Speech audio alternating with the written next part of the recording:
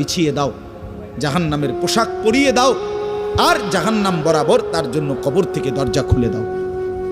ফেরেশতারা যখন এই কার্যক্রমটা শেষ করবে, প্রথম জাহান্নামের বিছানা বিছায় দিছে, পোশাক পরায় দিছে, জাহান্নাম বরাবর দরজা খুলে দিছে।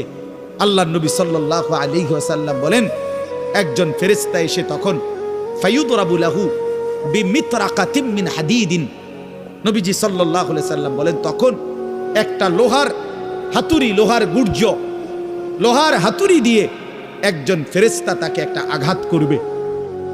কি আঘাত, কোথায় আঘাত করবে?